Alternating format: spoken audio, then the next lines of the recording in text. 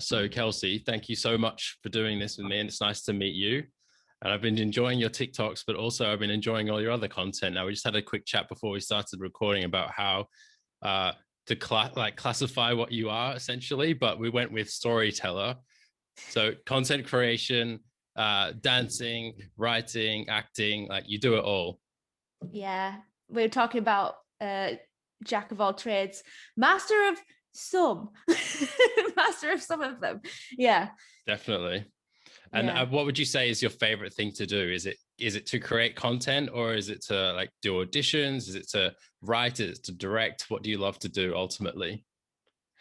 My favorite thing to do is performing. I love performing. Like I've not done it for almost 2 years now. It's like live performing and being in a live audience. Mm-hmm. But I haven't been able to do that. So I guess like the second favorite thing is seeing that result at the end, like seeing your idea come to be a real thing Mm-hmm. on screen. I think that's probably like my second favorite thing about all the stuff that I do, is just seeing the idea come to life. And you studied musical theatre, didn't you? And how long ago was that? And where did you study? So I studied at SLP College in Leeds, which is like all musical theatre school. I did it when I was 16. Mm-hmm. So that was, I'm 29 now. So I'm really rubbish at maths. Hang on. Wait, it's more than 10 years ago I 13. started studying. Yeah, 13 years ago I started studying musical theatre. But I'd been studying musical theatre, like singing, dancing, and acting since I started studying dancing when I was 5, and then started studying singing when I was like 7, and same with acting, about 7 or 8 started doing acting and stuff like that. Because even in the dance, like when I was at dance school, there was this section called character dance, where you had to tell the story through you had to act through dance. And that was my favorite. Like I'm telling everybody this story and people can understand what I'm saying through that. Like I wanted to be that character so badly, and imagine those characters, and it was just my favorite thing to do. So yeah, when I was a little bit older, I was like, I want to look more into acting as well. So I've just been doing all three since forever. Yeah, it just sounds Yeah, like it's something you've always had in your bones, basically. Like yeah. being someone who's creative and telling stories through characters is what you've always Hmm. done. So you did it when you were 16. That's crazy to think that. Yeah. Um, so was it like a professional accredited course, or what? What was that course? Yeah, so it was a Trinity diploma in musical theatre. It's an equivalent to a degree. I can Mm-hmm. actually go and do, I never did the you basically just do what's the word for it? Not the really long thesis, long essay. Yes, yes. To get it to turn it into and then I just never did it because I was just like, I don't know if I need a degree in this. Like the training was enough. Um I've never really needed a degree because I did that. I've never needed a degree in life since. It's all Mm-hmm. been experience and all been the training that has helped, not the degree Mm-hmm. aspect. So you can change it into a degree. I can still do it now if I wanted to. But yeah, no, it's an official course and it's an official thing. But yeah, don't have a degree. Don't need one, seriously, do Yeah. you? Like, so many people place an emphasis on getting a professional like accreditation for things, especially Hmm. in the creative arts, and you really don't need it. A lot of it comes down to like what your actual experience was and who you formed relationships with in those places. Like if you go to film school or drama school, no one really cares what their qualification was at the end of the day. Like once you're out, you Yeah. realize, oh, it never really mattered. It was all about what I was actually doing there at the time. It was about those practical experiences. So when Yeah, I yeah, went to film school, exactly. I was trying to get as much practical experience as possible, and that's what served me like moving forwards. And I'm assuming that's what you found most useful in your career too. Yeah, exactly. I've never gone to an audition, or I've never networked with anyone and anyone's been like, so what grades did you get? It's more about like what your ideas are, what your experience is. Yeah, I've never had that happen. And the same actually, like but I've gone on to make short films and stuff. I never went to film school. I just learned from experience, from making friends with people in that kind of world as well. I Mm-hmm. didn't go to school for it. I just learn on the cuff, like on the fly, and just learn it all like that. It's perfect, and that's the best way to do it. Like, I've found that I've learned the most from actually like from other people. Even when I was at film school, I learned more from the people I was studying with than the actual tutors and the people that were teaching us. And from the films that we were watching, and also stuff online. Like, I'm sure you've learned a lot of stuff just from YouTube and just like watching other people. I feel like I love learning online. I'm like every day, I'm such a nerd. I'm like every day, okay, I'm gonna learn something new today. Because like there's so much on YouTube you can learn. And I actually probably learned most of my like producing skills and film stuff from YouTube, just watching YouTube videos, as well as being experienced as well. Let's talk about some of that stuff, because I am aware that you made a film. Like, what was it called? Sisters of House Black? Yeah. Which is like a fan film, Harry Potter, this very cool story. Tell us a little bit about that and how that came about, and what happened off the back of it. Okay, so oh my gosh, like years ago now, I just was like, this idea just came to me like out of nowhere. I'm a huge Harry Potter fan. Like I was known as the Harry Potter girl at school. And this idea just came to me one day. I never made a film, never done anything like that. I've been doing YouTube for a long time, but I never done anything like that on YouTube before. I'd been doing like dance covers and also vlogs and stuff like that, typical YouTube stuff. And I was just like, whoa, what if we saw a film from not only a villain's perspective, but we've never seen a Harry Potter film from a woman's perspective, from any of the female characters' stories, really. And the Black Sisters were the Black Sisters of Bellatrix Lestrange. She was originally Bellatrix Black before she got married. Narcissa Black, who's Narcissa Malfoy, which is Malfoy's mother, and then Andromeda, who is Tonks's mum, but she's not shown in the films. So I thought it'd be really cool as well to see Andromeda come to life on screen. And I don't know, there was just something in me that was like, okay, I'm writing this. I never wrote fan fiction before. I'd never done anything like that. But I was like, I just have this idea, and I spent like a whole year just writing a script. I wrote stories before. I used to love writing stories when I was a teenager and stuff, and they're not great, but I've always loved writing stories. So I kind of know the structure of stories, but I never known the structures of scripts. So I had to I basically took myself to film school, like script writing school, for a whole year. I had people come and read the script with me, and I could see the first draft was horrible. It was a book. It was basically a book, and it was too long. And there's so much like talking and not doing. And yeah, so it was just a whole process. I don't know. I just it was just an idea, and I just rolled with it. And before I knew it, I was like, oh, I have this script. I want to make this into a film. And so I just started building up all of my Harry Potter stuff on my YouTube. Like I started making more Harry Potter stuff on my YouTube channel, because I was like, well, this is a Harry Potter film, so I want to bring in the Harry Potter people. And I made an Indiegogo for it, and we raised enough money for it. And I just learned along the way how to make. This was my first big film. I had made like little short films in the past, and I'd also helped on other people's films. But I never done my own kind of big film. It was originally supposed to be a feature, but then it's 40 minutes long. It was originally supposed to be an hour long, but the good old cop, well, you know, Harry Potter is under a franchise, so I got a nice little email from the Warner Brothers. I can't say exactly what, because it's very like, they were like, I can't tell you exactly what it is, because they're like, this is a legal binding thing. So I can't share what they've told me, but basically the film was supposed to be a feature film, and now it's not, and you can probably guess why. It's just, I don't know, I just had this thing come over me where I was like, I'm making this is what I want to do, and I did it.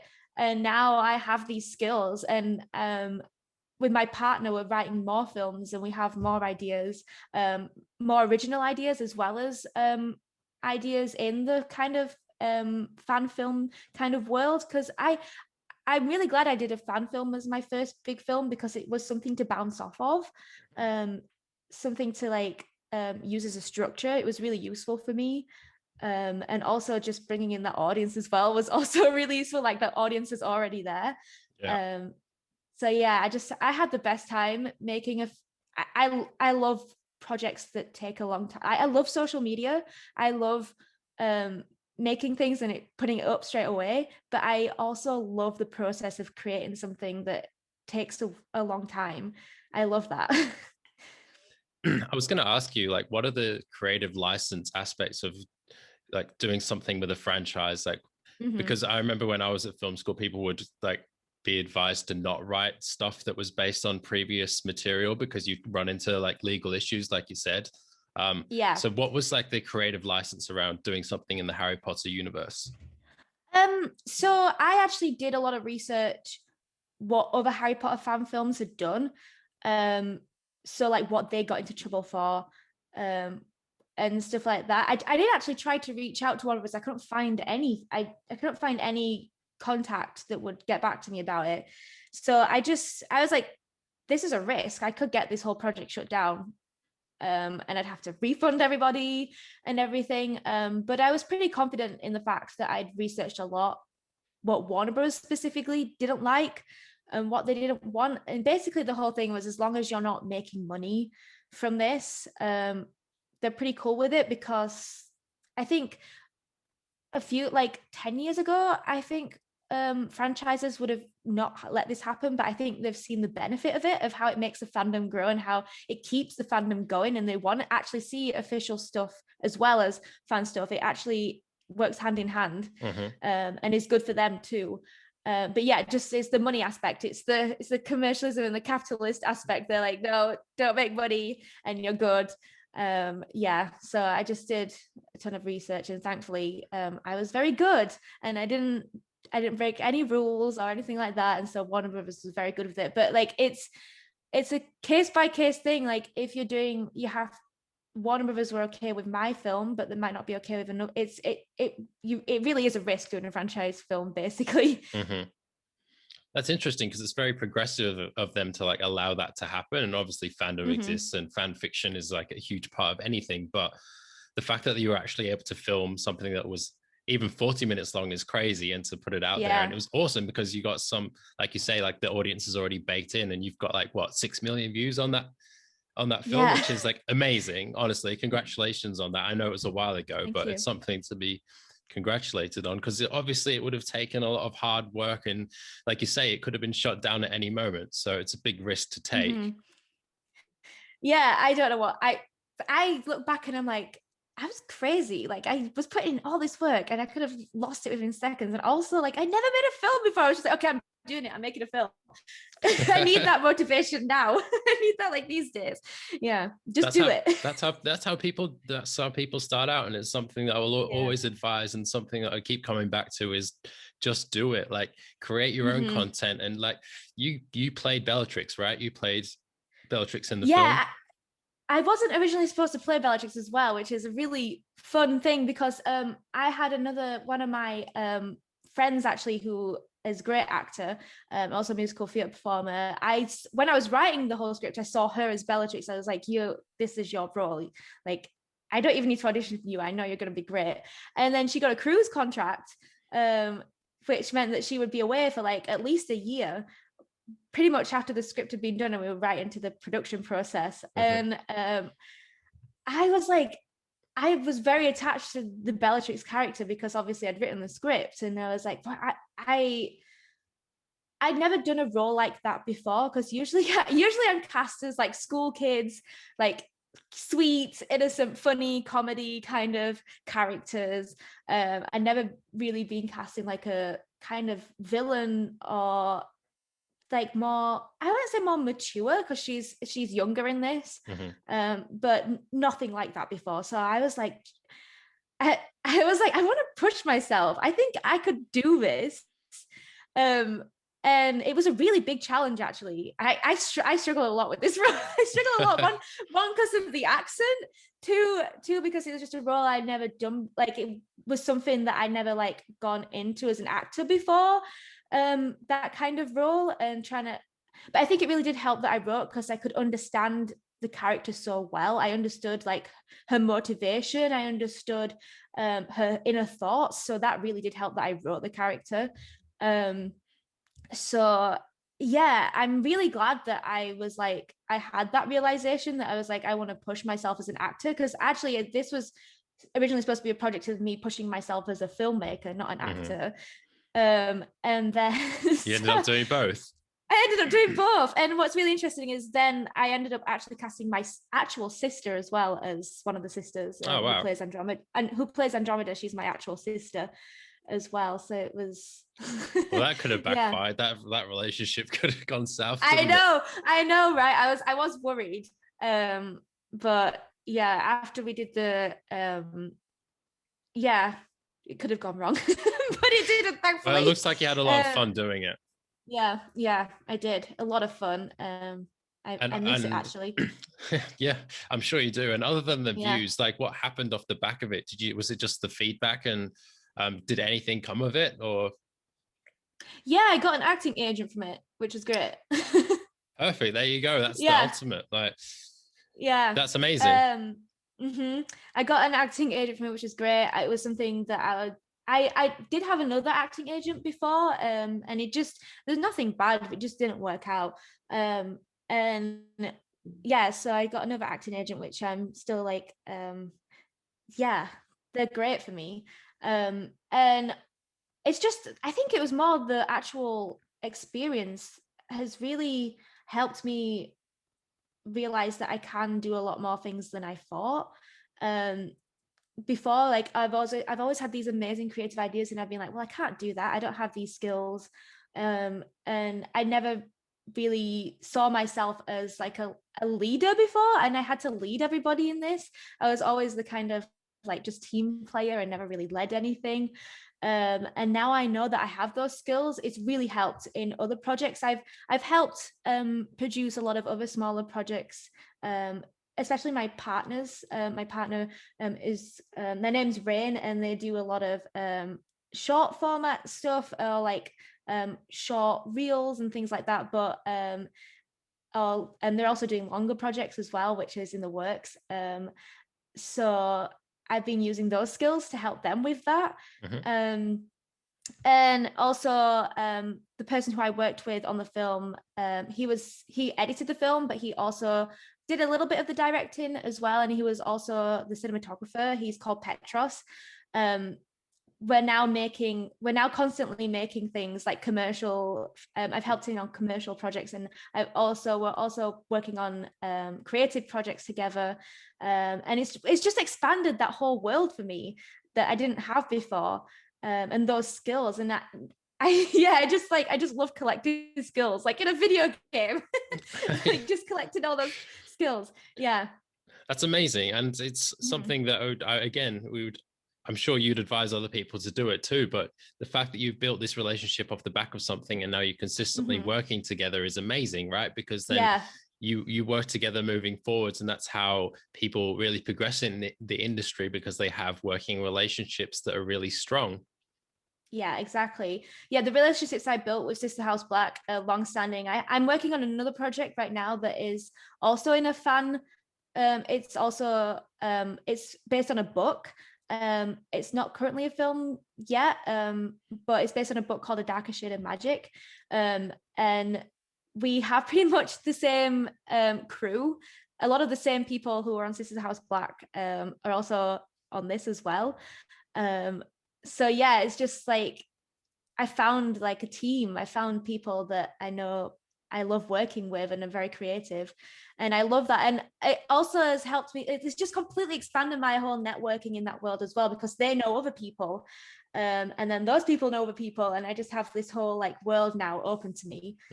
That's fantastic. And so other than that stuff that you're working with your friends and like the people that you trust, do you have like other things going on in terms of auditions, like with your agent, for example? I know obviously you do TikTok and other things, that like your YouTube channel is obviously quite big. What other stuff are you working on like outside of that sphere? So I have just been doing like typical acting auditions. I've been doing a lot of commercial ones. Have picked up a lot recently. It's so funny because my other agent, I had really long hair before, like in the Bellatrix film, and they were like, "Don't you dare cut your hair! Don't do that! Don't ever do that!" And I was like, "No." Again, sometimes I have this well, I'm doing it. I just did it. Cut all my hair off, and now it's crazy the amount of auditions I've been getting just because of the way I look. Mm-hmm. It's opened up a whole new like world, not only like especially commercially as well, because I think I have a more like, I don't know, the hair is a bit more modern now, I don't know. So I've been getting a lot of like commercial kind of auditions, and actually commercial work as well. I've had a couple of commercial jobs. Mm-hmm. And then I've had some really good Netflix and film opportunity auditions as well. None of them have been successful, but even having that opportunity, even like doing that is amazing. Just being put in front of those casting directors and everything to do that is just, yeah, I'm just like, didn't Living even the get the dream. role. I live in the dream. I didn't even get the role. I'm just like, yes.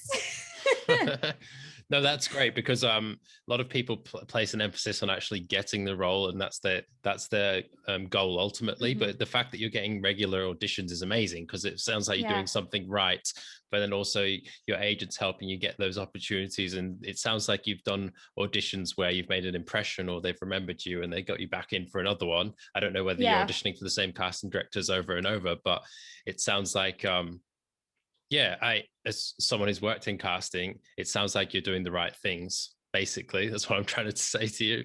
Oh, thanks. Yeah. No, I've had a couple of the same casting directors do the castings. I just haven't got the the roles yet, but It's a yeah. good sign.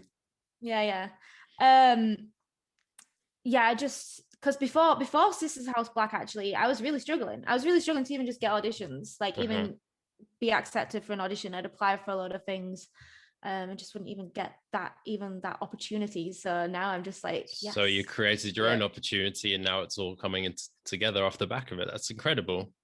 Exactly. And I do have to say, social media, I've done social media for like 12 years now. Even before it was like an opportunity, even before it was a job, I was just making stuff on social media. And I do have to say, my social media does help a lot with these opportunities, as in even just getting the chance to be looked at.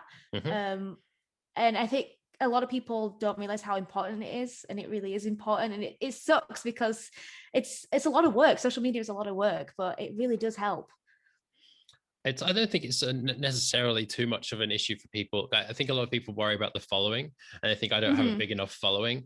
But I think if you're using social media to actually put out content, like you could be putting out great self-tapes and have no followers, but the fact that you have something to show to people, I think that's the most important thing. Would you agree?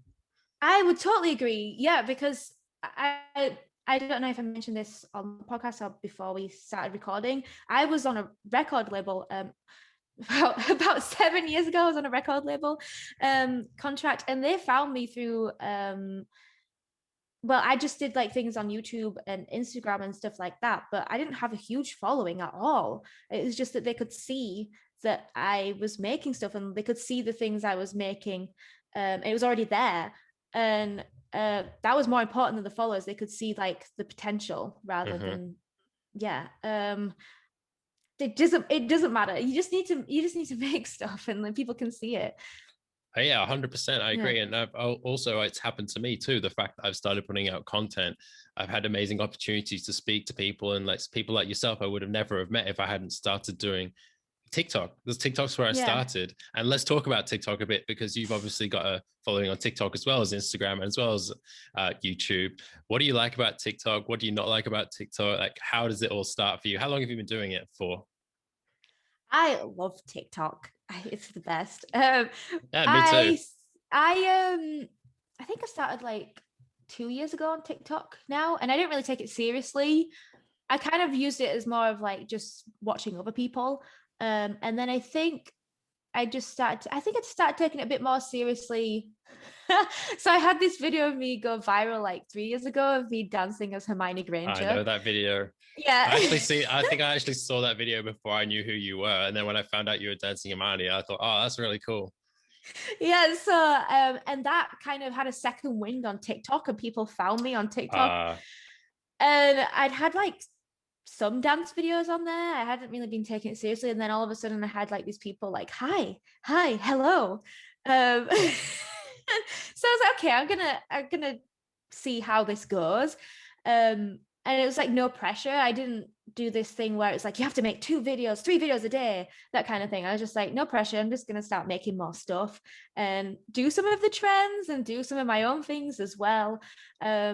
And then actually my TikTok started kind of making its own kind of following more and kind of kicking off a bit more when I opened up about my disability, which was really shocking. I didn't think it would. I was just like, I'd been, so I have my right eye is a glass eye. And I've always kind of like just not talked about it. I've always just kind of been like, I did a YouTube video about it years ago, but then I just kind of was like, okay, now I've talked about that.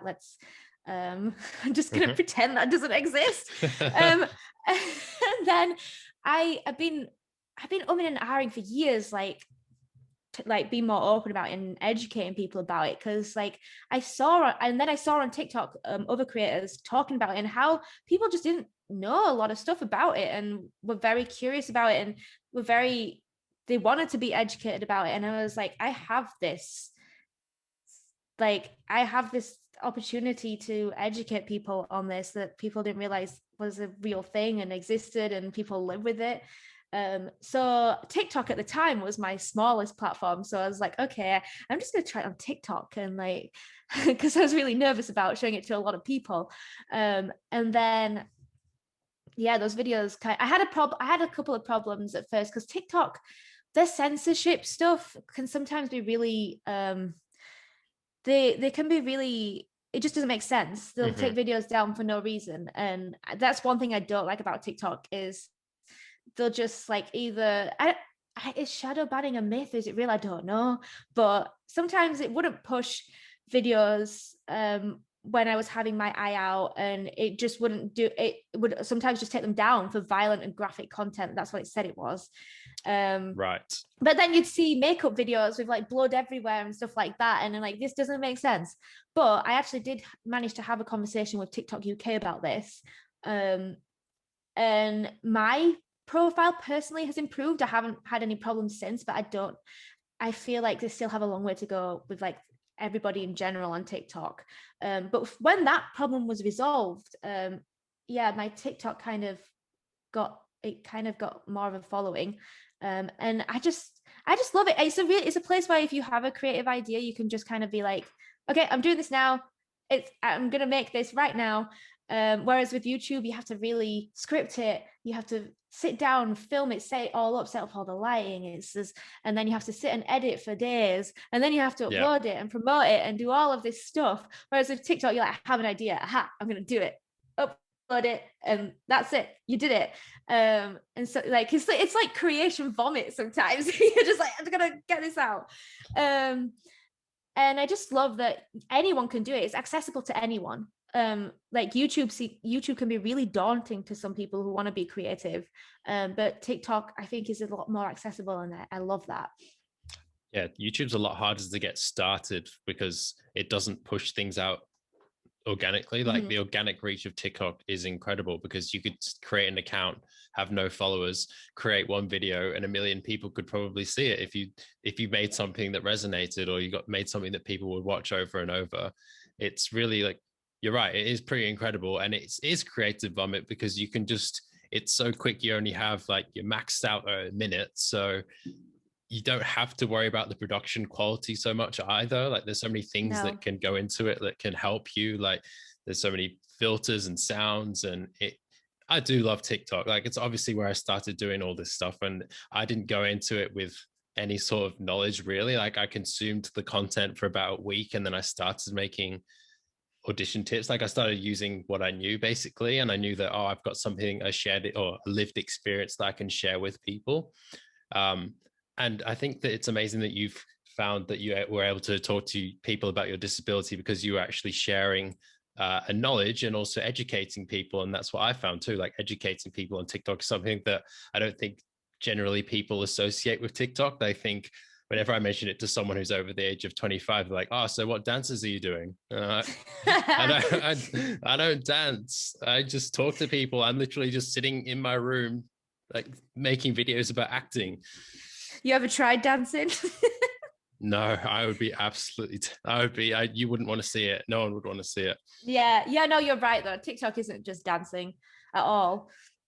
Yeah, it's really matured as a platform, I feel like. And yeah, I would highly advise people, and I'm sure you would too, to give it a go if they feel like they've got something to say or an experience to share or something unique to talk about. It's really quite incredible, the fact that you can reach so many people and connect with so many people too. Yeah, and I think because a lot of people, when I talk about TikTok as well, I think it's not just for young people, like that it's all full of young people, but actually it's very It's getting like older real quick. It's very diverse. Yeah, I see so many like people, like even people over 50, in people in their like 80s creating stuff on TikTok, and I'm like, yes, this is what I want to see. And yeah, there's no kind of gatekeeping, I don't think, with TikTok at all. No, and the community can be pretty haywire. Like you can have such a diverse range of people in your comments too. I'm sure you have found that as well. But yeah, it is. I don't know. It's something that has really matured as a platform. I feel like people just dismiss it. Lots of people have dismissed it, but then I think it's gotten to the point now where people do take it seriously, and they probably should take it seriously because it's pretty powerful tool. So moving forwards, like what do you want to do? Like what sort of stuff are you like pursuing moving forwards? Do you just want to keep telling stories? You want to keep doing acting? Like you just open to anything? Yeah, so right now I'm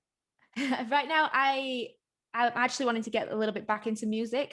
Music is another one of my biggest all of them are my biggest passions. But like I said, I was on a record label and I really, really, really loved making music because you can incorporate all of those things together. You can tell a story, you can sing, which I absolutely love doing.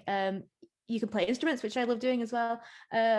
And you can tell stories through music videos as well, like the whole filming aspect. I love music videos. I'm obsessed. I watch everyone's music video. Like, I'm obsessed with music videos.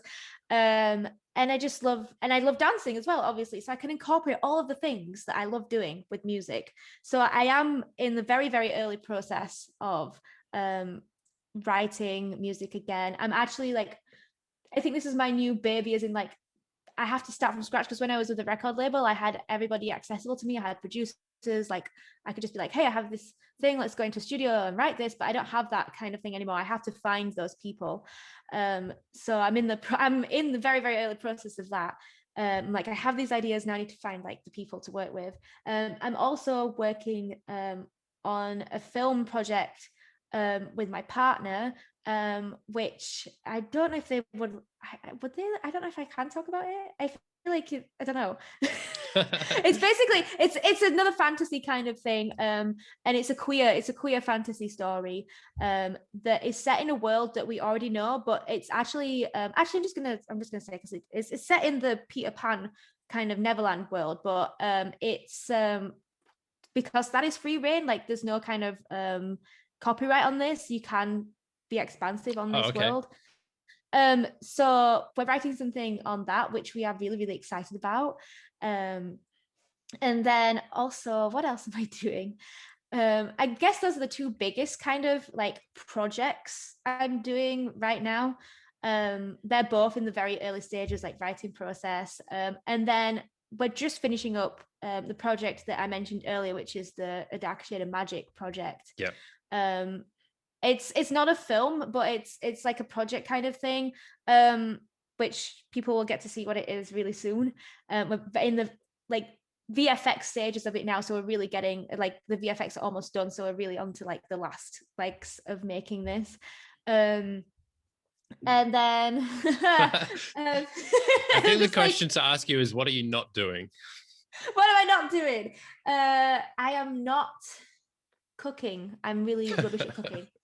I'm really rubbish at, you know what? I like cooking, but I'm just not very good at it. It's my partner. I don't think you have time for it at this point. Like too many things going on. Yeah, Rain is just the best cook. So they do all the cooking. Mm. Um, yeah. And yeah, just like I feel like I'm at a very really like exciting point because it's all at like projects are just starting again.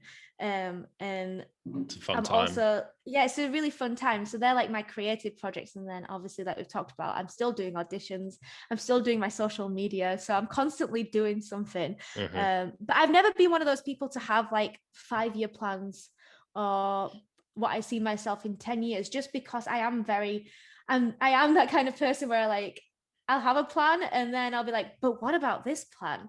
And then I'll do that one. And it turns out that that was the plan I should have been doing all along. Um, so I do just like to be very open in that kind of sense. That works for me. For a lot of other people, I've known a lot of other people where 5-year plans really are the thing to do for them, but Yeah. not for me. Yeah. So what would you advise to say someone who's just starting out or someone who's young, who's at school, like what would you advise them to do if they want to pursue like anything that you've done it previously, like music, dancing, acting? What would the advice be to them? My advice would be, and I don't like this advice because I when I was younger, I was like, no, I'm not doing this. You have to talk to people. You really do have to like tell people what you want. Like Sisters of House Black wouldn't happen if I'd not talked. Like I wouldn't shut up about it. I was telling everyone about it. I was all over social media talking about it, but in real life as well, I would not shut up about it because I knew this is what I wanted. This is what I wanted to happen. And eventually, you talk to the right people. Somebody knows somebody. I just think that has been the most useful thing in my whole kind of creative life has been collaboration and talking to people. And I have had to overcome that because I was very, very shy. I know a lot of creative people are just very shy and introverted, especially like when I was younger as well. So younger me would have been like, no, that's too much, that's too much. But honestly, once you get over, I'm still scared like now these days, like talking to people and being like, hey, let's chat about like this project, or like, hi, let's meet up for, well, can't do this right now, but hey, let's meet up for coffee and talk and like meet. But I think my biggest advice would be to get to talk to people, to try and I hate the word networking. Whenever people said network to me, I like this big fear came in me. It's like, because you make genuine friendships and genuine creative friendships out of it as well. Mhm. It is a business thing, but it's not, because you're in a creative, it's different when you're in a creative world, I think. You do become very close friends with people, because when you're creative, you do have to be very vulnerable as well. You have to open up your vulnerability, so you do become very close friends with people, and that's probably the best thing. And also the other thing is it sounds easier than it's done, but it is to just do it. Okay, so this music thing that I'm talking about, I've been umming and ahhing about this. I'd be like, I can't do music until I have everything perfect. I can't release music or put any music thing out until I can play guitar perfectly, until I can like get these notes perfectly, until the production is perfect. I can't do it. And I'm like, why? No, I can. So I literally yesterday made a new TikTok account. That was the first step, just making the account, Kelsey Ellison Music. And all I'm going to do on there is just share my ideas. And they're not going to be perfect. They're not going to be like, then they're not going to be like, you're going to listen to it and be like, whoa, this is great. Maybe you will, I don't know. But the reason I'm doing it is because even though it's not going to be perfect, I'm just putting it out there because I need to find producers. But if I'm going up to producers and be like, hey, let's make music, but I don't have anything to show for it except something I put out 7 years ago, it's going to be a lot harder. But if I just do it and it's just out there, like I think people get stuck on the fact that it has to be, you have to put out your Perfect. finished work and it's got to be perfect, and it really doesn't, because it just blocks everything. It blocks you from And it all these never is. Like opportunities. who's there to tell you that it's perfect anyway? Like that's just your inner Yeah, monologue exactly. telling you that. Yeah, exactly. Yeah, it's just me. I'm the perfect example of this. I've been putting off this music thing for so long, for years. I've been wanting to do music for like since I stopped. What I think it's about 5 years ago, I the label kind of dissolved, and I was like, okay, I'm still gonna do music, I'm still gonna do it, and then I just didn't, because I was like, it has to be perfect. And now 5 years later, I still haven't done anything, still haven't gotten anywhere, and I just got over that hurdle of like, wait, it doesn't have to be, I don't have to put out a finished project at all. Like, I just need to put stuff out there to find the people that I need. I think those would be my biggest things. Just do it, talk to people. It also sounds like, to me, when I was listening to you there just then, I think it's also be passionate. It's just that what you're talking about just resonates passion, and also documenting rather than trying to create the perfect, like whatever it is, piece of music, like the perfect audition tape, the perfect film.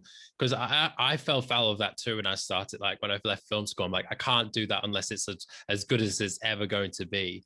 And the fact that I didn't document stuff and like build up a portfolio of things after that actually set me back. And I'm sure you feel the same way. It's the fact that you didn't do music for 5 years or however long it was. Imagine if you'd been slowly documenting, like, all right, I'm learning this new thing and I'm going to put it out there and people are going to see it. That would have served you really well. And I'm sure now that's why you've created the new TikTok account. Yeah, exactly. You're the first person to hear about the TikTok account, by the way. Now I need to upload on it. Oh, okay. Well, I'll be the first follower.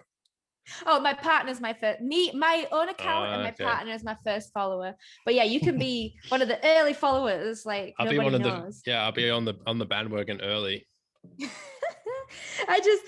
Yeah, it really is hard. I understand how hard it is to kind of just do it. I think actually on that conversation still, the way I get myself motivated is to watch other people and see other passionate people and see their passion and see what they've done. I love being inspired by people. It's one of my favorite things. So yeah, if you are in that rut where you can't seem to get that confidence, or you just can't seem to get to that next, like, so I've made the account now. My next step is to make the things. If you can't get to that next step, is to just watch other people and get inspired by them, because it really does help me. I'm just like, okay, well, I can do that, I'm going to do it. And I feel like lots of people are shy, and I was definitely shy when I was younger, but then I also managed to get over the fear of being judged, because you don't, like, a lot of it is about, I don't want to be judged for this, because the whole idea of being perfect is that you want other people to think that you're perfect, or that other people to think that you're great, and not everyone's going to think you're great, and that's just the way it is. And you have to get over the fact that, you know what, I don't care what other people think of me, and I don't care what other people think of my work. I'm happy with what I'm doing, and this is what I'm passionate about and what I like to do ultimately. Exactly. Yeah, you're totally right.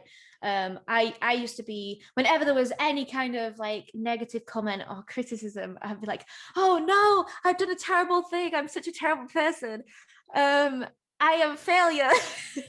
But it's not like you, like, I think everybody has that in them where they know, like, they know themselves, like, you know yourself, what you're good at, and what you need to work, like, and it's like, I agree. When I was younger, it was a lot like any kind of like feedback or criticism that wasn't like it was perfect, it was horrifying. But now I just don't care. I'm like, I know I have to work on this. It's happening. I know these things. You can tell me, but I already know. And I'm working on it. And it just doesn't stop me from doing what I love, because that's just it is a factor of life. And once you kind of can get over that, it really does open up this whole new version of yourself and this whole new confidence. And it isn't scary. There's nothing wrong with people saying that you did something like it wasn't perfect. What's going to happen? The world's not going to implode. You're not going to, like, people are not going to come knocking on your door being like, failure, failure, failure. It's not going to happen. You can just, yeah, I think that I agree. That was one of my bigger hurdles when I was younger as well, was the fear of everybody watching me. Even though I wanted people to watch me, was the fear of everybody still watching me and judging me. Yeah, I'm definitely at a place now where I just don't, I love criticism. I take criticism on board because it improves, but I can just be like, okay, I understand that, but also I still think I'm doing pretty cool. Yes, it's all about confidence as well, and patience. Mm-hmm. And I don't think you can ever Mm-hmm. point to someone and say, all right, that person's done learning, because we're all still learning at this, like content creation, acting, filmmaking, writing. Like every single thing that you do is something that you'll learn from ultimately. Mm-hmm. And every audition too. Mm-hmm. Nobody's an overnight success, even though it might seem like it. No one is. And even if they are, they're still not done learning. Like I'm sure someone who's got millions of followers and someone who's put out a hit song, they'll look back at it and go, oh, there's something I really hated about that, and that's something that I'll learn from next time. Yeah, I think it was Lady Gaga that said that they didn't like art pop anymore, and I'm like, art pop is amazing. What are you talking about? And they're like, I don't know, and I'm like, what are you talking about? Yeah, even Lady Gaga has those thoughts. And the most successful actors, the actors will look back at their old auditions or even their old films that people love and like people hold in such high esteem. They go, I hate it, I can't watch it. Yeah. So if they're thinking that, imagine, like, put yourself if you're just starting, think about that and go, you know what? I'm on my own journey and I'm not going to worry about what other people think, because they're ultimately not worried about it. Everyone can sit and judge you, and they do, but lots of the time those people aren't actually doing anything either. Lots of the time that those people are there just sitting and judging and not actually doing anything themselves, and they're not someone to, like, that's not an opinion to be valued, in my opinion. Exactly. Yeah. I would also say don't compare yourself to people either. 100%. Because like you said, everyone is on their own journey. So don't compare yourself to other people's successes or what they're doing, because it's just going to get in the way of your own success. Yes, I 100% agree with that. Kelsey, it's been so nice to speak with you, and I know it's a bit late for me now, but also I'm sure you've got other things to do today. So, but thank you so much. I really appreciate the time you've taken, and I'm really looking forward to seeing what you do moving forwards. And if anyone doesn't know Kelsey, I encourage you to go follow her on all platforms: YouTube, Instagram, TikTok. Is there anything else that I need to be following you on? No, I got banned from Twitter because I used a copyright song, so I don't have Twitter anymore. Well, you know what? That's Twitter's loss. So yeah, YouTube, Instagram, TikTok. Yeah. Nice. All right. Well. Yeah, it's been amazing talking to you. I've watched your TikToks. Like, your TikToks are amazing. I'm so happy that I got to speak to you, because you really do give out great, amazing advice. And I've used some of your advice in auditions, and I've gotten like same auditions from the same casting directors again because of your videos. So thank you. Much. And was there anything in particular that you were using, or is it just everything? I really liked the advice that you gave about like I noticed when I looked back on some of my audition tapes, I was keeping like the whole thing of just staring at the, like, giving the emotions and telling the story, but I was just staring at the one person the whole time and not like looking at imagining the surroundings in a self tape. I don't know why, because when I do acting jobs, I do that, but for some reason in self tapes, I'm like, okay, I am talking to you and only you, and nothing else is in the room. But that really helps. Like, I cannot believe how much better my audition tapes looked when I did that. So yeah, thank you very much for that. Oh, no problem. I'm really happy that that helped you out, and I think it's helped a lot of people out too, because I keep getting the same feedback, and it's also something that you'll notice if you watch audition tapes, and I'm sure you've seen other people do audition tapes and gone, that's really like not very natural. It's not a natural environment. It's really not a natural environment to stand and stare at someone, and yet that is what the audition room is like universally around the world, wherever it is. And even people who are recording their own self-tapes, they think, okay, I have to do an audition, which means I have to stand and stare at the other person the entire time, and it's not great. So yeah, I'm really glad that helped you, and it's, like I said, been really wonderful to talk to you. So I hope to talk to you again soon. Yeah, me too.